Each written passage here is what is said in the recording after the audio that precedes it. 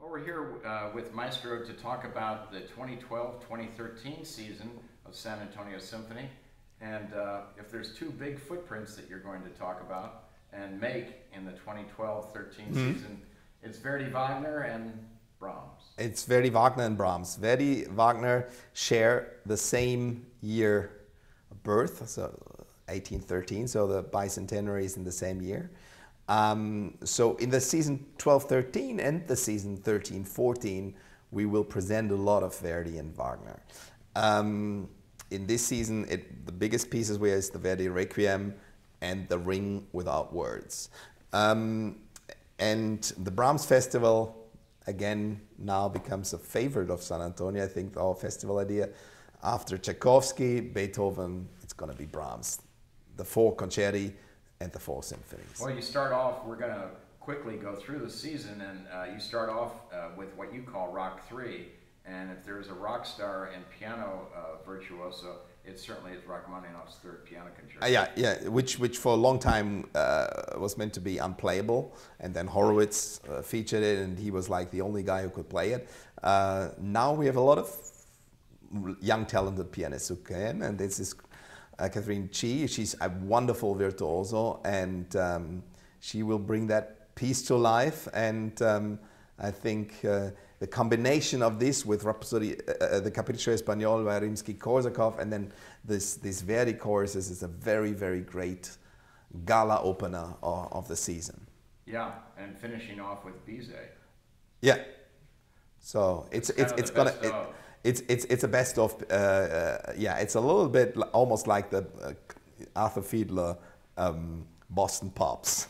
We move into the next of Symphonie Fantastique, starting with the American Tobias Picker. Yeah, Tobias Picker, wonderful American composer, wonderful American opera composer. And this is a reflection on Texas rivers, you know. It's a beautiful piece, a beautiful reflective piece, and I wish we could bring some pictures and images of some Texas rivers there. There's amazing photography, actually. We have actually even patrons who do amazing photography. So we try to make a little Texas exhibition on that. But then we have a Schumann and of course the Berlioz. Berlioz Symphonie Fantastique, which is I mean, this is one of these landmark pieces. Berlioz's idea of this idée fixe, of this beloved he can't reach, and then this finale with these huge bells at the Dies Irae and the Sabbath of the Witches. It's just an amazing, colorful piece. And in the middle we have this Schumann violin concerto. Schumann, Berlioz, colleagues that admire each other a lot. And with this wonderful superstar violinist by Basgride. I'm a big Schumann lover. You don't have to convince me to conduct Schumann anytime. And when she came up with this, I said, brilliant idea. So we bring, I think, a not so known concerto by a very well-known composer with a superstar violinist. That's a right combination. Bolero is next, featuring a Ravel, a Fayet, Debussy, and of course the Bolero. It's a very Spanish themed program. You know, we have the Falla Spanish Nights in Spanish Gardens with Martina Filiak. She won the Cleveland piano competition. Very colorful piece. And then we have Ravel's Rhapsody Espagnole, which is a masterpiece of orchestration. If you want to learn how to orchestrate, just use that score as your guide. And the Debussy Nocturne, so again, Nights in Spanish Gardens. We have this nocturnal Spanish feel. It's warm, and it will still be warm in San Antonio. At this, you have this, and it's dark. And then the Bolero, which is, I mean, it's, you know, when the ballet came first out, it was like a big shock because it was like a big orgy on stage. It is a, and I think I know from my wife, when she listens to it, the piece makes her uncomfortable because it has this thing that drives with no No, for 17 minutes, and that's it. I think techno is based on that idea as well. You know, it is this constant rhythm, and it transforms you. Nobody stays untouched. It's one of these big seller pieces for that very reason. And it's a beautiful piece, of course, to showcase the orchestra. Well, how different then to go into the next piece in later November, mid-November with Copland's Rodeo, and Ravel and Mozart, the Jupiter Symphony. The Jupiter Symphony. We have to play Mozart. The majestic in the acoustics in the majestic, because of the size of the hall and the size of the stage, is not always favorable to these pieces. Jupiter is a piece, though, that has a certain grandeur, needs also a certain bigger string section, I think. It's not one of these small chamber pieces. It represents Jupiter.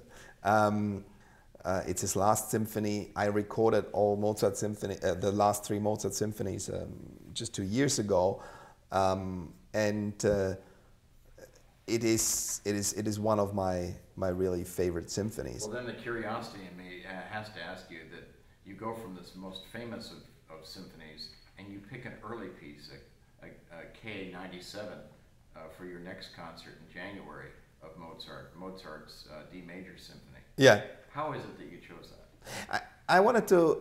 This is before Jeff Garza is playing the Mozart horn concerto. I wanted. You have to be careful not to play something before that overpowers that piece, because it's a wonderful piece, but you can't play one of the later symphonies. So, and the early youth symphonies have sometimes quite amazing things. Yeah, he was 15 when he's writing. He was 15, and he had these brilliant ideas that might even shock us to see, oh my God, that was a wild kid. And I think this complements that program with all-time favorite. Yeah, you Dvorak get forward into the 20th century where you hear John Adams. John Adams, and then you have truly American, and then Dvorak 8, and Dvorak, isn't he an American composer anyway? Well, he wrote the first American symphony, so New York, New World, the New World Symphony. I think he was in New York, though. He was in New York, yeah. Symphony, back again to Symphony Espagnole in the end of January with Chabrier and very famous and very favorite, the Lalo Symphony Espagnole.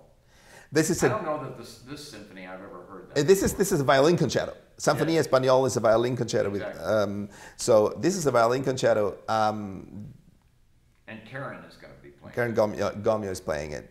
I think, again, a wonderful young violinist. She's a superstar again, and she will make. This is a very virtuoso piece. You have to have the chops to do it. You know, it's an unforgiving piece, like all these French virtuoso pieces by Saint-Saëns or Lalo. Very romantic. And yeah, very romantic, colorful, fantastic piece. Fantastic piece. Speaking of fantastic pieces, Ives, to me, it's the most beautiful symphony and of this American. Yeah, Insurance Man. This American Insurance Man. That is not a catching phrase, maybe to sell a composer, but yes, Ives revolutionized American music. And you'll hear American music through it. Yes, what I love about Ives is that he takes everything. Look, it's again a recycling artist, you know, getting all styles mixed up. And every time you think you hear something, I've heard that before, but where I don't know. And I think the genuine style of Ives makes you think, I know this, and you don't know what it is. Every time you hear 2 bars of Ives, and once you got into that, well, that's Ives. It needs to be Ives. He created a style by creating a style that you can't define. And then he ends as only Ives could end. Kind of, you're not figuring out, how did this end?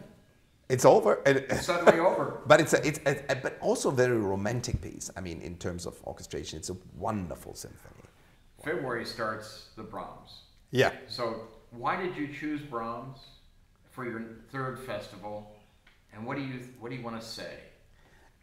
May I say, why do I choose Brahms? Because I love Brahms. I mean, how can you not love Brahms? There's this famous Sagan, François Sagan, has a movie about this, Aimez-vous Brahms? Do you love Brahms? Very famous movie. I think we should show that movie during the festival. The third movement of the Third Symphony is the main theme in this movie. Now Brahms is just the composer, the symphonic composer of the late 19th century. I mean, if you pick the favorite symphonic composer, that would be him, with no doubts,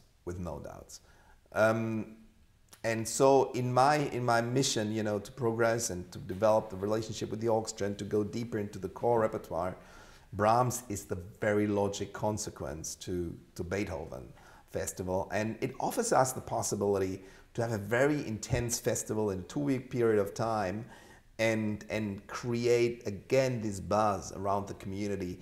Brahms also offers the possibility of playing so much chamber music. So Brahms is the man for that. It gives the community the chance to explore him across the whole city in all organizations with great chamber music. And we bring 2 superstar soloists. Kirill Gerstein just was awarded 2 years ago with a Gilmour Award, which is basically the Nobel Prize for Music in America. Vadim Glucksmann, who was here to play the Beethoven Violin Concerto, one of the finest violinists of his generation. And then this long version of the cello, Zhang Wang, fantastic cellist, Deutsche Grammophon artist, really the top of his class. And so on a Friday you're going to hear Piano Concerto 1 of Brahms. And the Saturday, the second Piano Concerto, Symphony No. 1, Symphony No. 2, so it's different programs. Different program Friday, Saturday. Different programs Friday, Saturday, like in the Tchaikovsky Festival. And then the following week, different programs, Symphony No. 3 and 4, and double and violin concerto. So you have to come to all events, otherwise you look like a loser to your friends. Fire and Blood comes next. Andre is coming in to play Fire and Blood. I don't know that piece. Fire and Blood is a Michael Dougherty violin concerto. It's a fabulous American piece. Fabulous piece. How is it that you know this piece? I actually, through the artist, Alexandre, he introduced it to me. I was immediately hooked on it. It's based on this famous Diego Rivera painting that he did in Detroit. It has this connotation, fire and blood. You know, it's also the life in a factory, and you know, it's a lot of behind this. Is it contemporary? It's completely contemporary piece. It's completely contemporary piece. It's a fabulous piece. Very well written for the violin. And of course the title Fire and Blood is very much Wagnerian. I mean, Fire and Blood, and the Götterdämmerung finishes with this, the blood, but most importantly the fire, the immolation scene at the end of Götterdämmerung. So there the connotation is quite clear, and when we do the Ring Without Works, I put really together a chronological sequence of the highlights of the Ring. Starts from the very first note of Rheingold and it finishes with the very last note of Götterdämmerung. And you will hear the Ride of the Valkyries. I can assure you, I don't leave that out. And Wotan's Farewell, and it's a great journey. And the Rhine Journey, I guess. The Rhine Journey, yeah, and Siegfried's Funeral March. Funeral March. Yeah. And the murmurs of Siegfried, and and the entry of the gods in Valhalla. Only thing missing is Wintersturm, probably. Yeah, you could. Well, this is hard without a singer. Yeah, Four Seasons is a great favorite. Four Seasons not only to highlight Vivaldi, back again with the Baroque. Yeah, again, one of those pieces. I mean, if the recording industry had to base their income on a few pieces, they would pick the Four Seasons. And Jimmy Lin. When Jimmy comes here, I think this is again a fantastic way of a play direct, of an artist who brings something very special. He will change the way the string section sounds dramatically by his direction, I think, in a good way.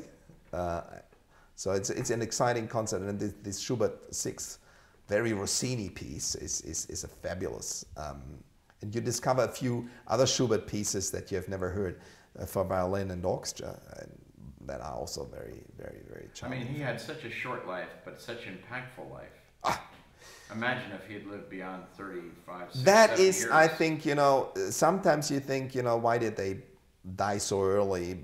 They burned themselves out very early. I mean, in the case of Mozart, it's very clear. I mean, the oeuvre he left was immense. Of course, if he had lived another 40 years, the world of music would have been richer. In the case of Schubert, I think it's even more tragic, because he just entered a new phase, and it goes beyond imagination what he could have been, doing if he had lived another just 10 years. Yeah. I would give. Really? I would give.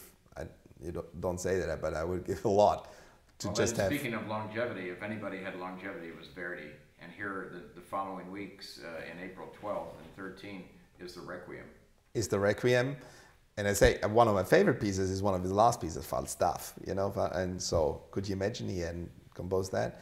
The Verdi Requiem is one of the best choral orchestra pieces that there is. Where was this in his life, the Requiem? Middle end. And here that's Verdi at his height. Born in 1813, dies nearly in the 20th century or into the 20th century. Yeah, 1901. 1901. So yes, he is the true man of a whole century. And again, like Wagner, yes, they are opera composers, mainly opera composers. And the Verdi Requiem is, in a way, an operatic piece. There are actually staged versions of it. I've seen staged versions of the Verdi Requiem. But what I'm saying is that yes, they are opera people, but they influenced the history of music for everything that has been written dramatically. And we have a superstar cast led by Ana Maria Martinez, again, one of America's most influential and most interesting singers, a great friend of Plácido Domingo. So she will lead this cast that fires up the Majestic. Well, you continue on with Verdi in the next concert in early May with Overture to Nabucco, and then with a Beethoven piano concerto and a Sibelius symphony. Yeah, Sibelius' Fifth Symphony, Beethoven Fourth. Finally, we play Beethoven again. His Fourth Piano Concerto. I think it's with this intimate start, it's a fantastic piece. Nabucco, I just love this overture. It's an early Verdi. It has all this youth and this drive of an early Verdi. A little bit of this rawness in it, which I really, really, really like. So it's a great contrast with the intimate start of the Fourth Piano Concerto of Beethoven. And then Sibelius, who, like no other composer, represents a world that has been not in the center of the music history, the Scandinavian countries, and especially Finland. But this one man shifted the music center of the 20th century a few thousand kilometers north. Quite interesting. And he created a musical language that is so different from anything else and so special.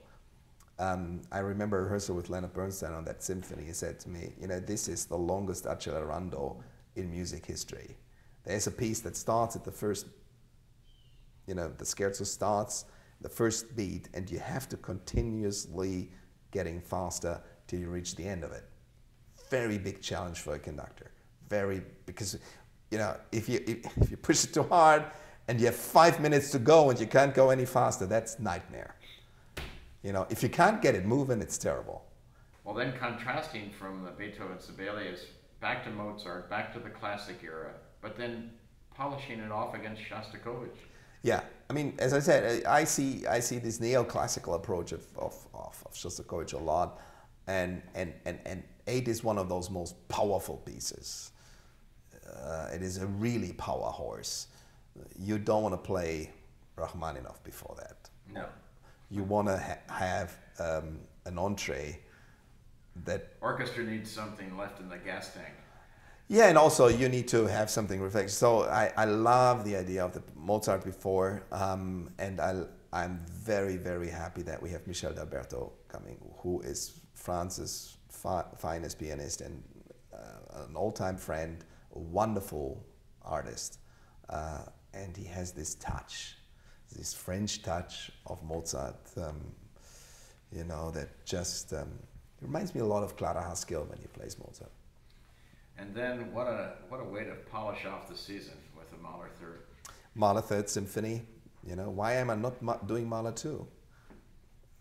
Well, it's the resurrection. I want to keep it for the Tobin Center when the Tobin Center gets resurrected, or the municipal auditorium. Oh, you're not going to do 8? You decided on 2? Of course. First of all, I think that actually 2 is bigger. No, it is it's 8 is big because it's big. 2 is big because it's great. Yeah. But I think, do you agree that if you think, I think if you hear Mahler 3 and you hear his themes, many themes there, you're now introduced into the Mahler sound, and you'll never mistake anything you ever hear again.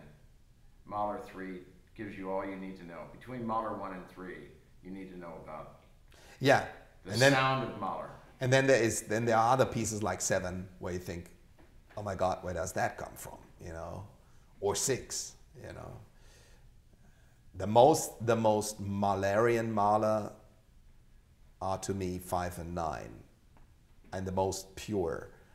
Interestingly enough, the ones without human voice is needed because he. But then there's 4. I mean, again, once you enter that discussion, it never ends because it's a composer who, yes, had a main theme going through all the symphonies, but created a different style in every single one of them. You said you wanted us to always, maybe the Bruckner would be an entree to love of San Antonio with Bruckner. What about Mahler? Mahler, the same thing. I talked to Ken David about it, and he said, look, this is really funny in this city. You know, there are certain things you can't sell. You can't even sell a Mahler symphony, which was proven wrong when I arrived because I conducted Mahler 1 as my introductory concert. It was a sellout event, if I remember well. It was quite an amazing welcome. So I think we started on a very good foot with Mahler. But Mahler, you need to take in small dosage. It's dangerous for conductors and for orchestras. If you overdose Mahler, you get wrapped up in something. You need to come back to the roots from time to time. And the emotional content in this. I could never conduct Mahler 9 on a tour, meaning repeating it 8, 10, 12 times. You have to die a little bit at the end of this piece. You have to go through this whole thing, and you have to kind of understand what it means when your heart starts doing funny things with you. And it has an effect on your health, to be quite honest. You go so far, and that's the problem with Mahler. You can't keep the distance. So you can't just die one night and resurrect the next day to conduct another Mahler 9 and go so on. So Mahler cycle over a very long period of time. In small Mahler doses. always lived it with this idea that if he got to 9, he was going to die. Yeah, that's why he started 10 before. How stupid is that? That's great Jewish superstition, I know, and a Central European superstition. I'm a big fan of this, but how do you get around fate by starting 10 before you... That was Gustav Mahler. Thank you, Maestro. Thank you very much.